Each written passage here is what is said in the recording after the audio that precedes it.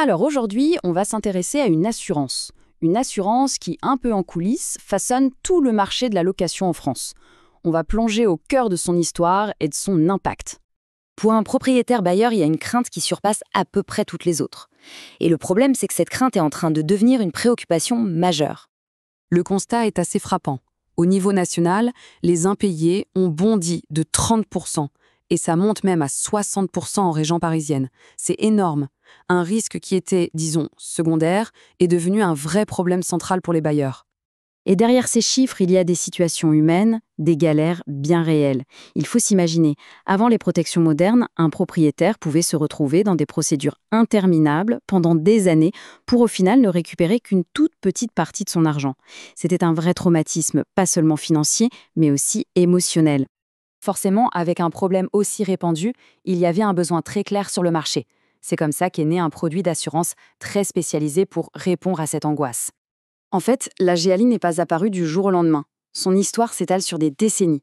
Ça a commencé dans les années 80, puis la crise financière de 2008 a vraiment tout accéléré, et ça a continué d'évoluer jusqu'à la révolution numérique qu'on connaît aujourd'hui. Et justement, on va s'arrêter sur un moment clé, un vrai tournant au milieu des années 2010. Une sorte de face-à-face qui a tout simplement décidé de l'avenir de la protection des loyers en France. On avait vraiment deux philosophies qui s'affrontaient. D'un côté, un système public, la JULL, qui se voulait universel et obligatoire.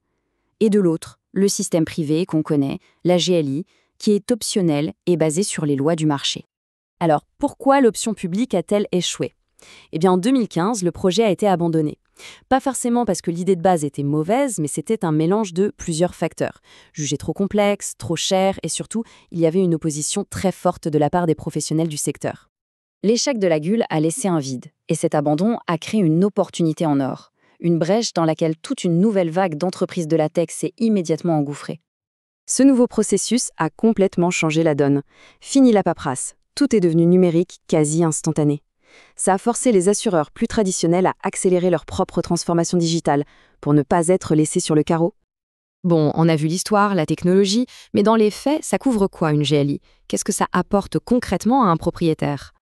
D'abord, il faut comprendre un principe de base de toute assurance. C'est le principe indemnitaire. Ça veut dire, tout simplement, que l'assurance est là pour compenser une perte, pas pour s'enrichir.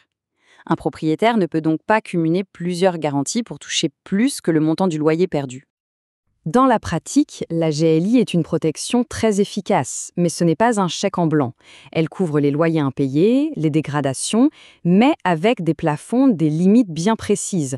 Et, point important, elle exclut l'usure normale du logement, la vétusté. Elle exclut aussi les litiges avec des locataires de complaisance, comme un membre de sa famille, pour éviter les fraudes. Le truc, c'est que la domination de la GLI a apporté beaucoup de sécurité aux propriétaires, c'est certain. Mais les sources qu'on a analysées suggèrent qu'elle a aussi créé de nouvelles tensions sur le marché locatif. Et ça nous amène à une dernière question qui fait pas mal réfléchir. Est-ce qu'une assurance, qui a été conçue pour sécuriser, ne finit pas par créer de nouvelles barrières ? En standardisant le risque, est-ce que la GLI ne rend pas la recherche de logement plus difficile pour les locataires qui ont des profils moins classiques, comme les indépendants ou ceux qui ont des revenus irréguliers ? C'est une vraie question.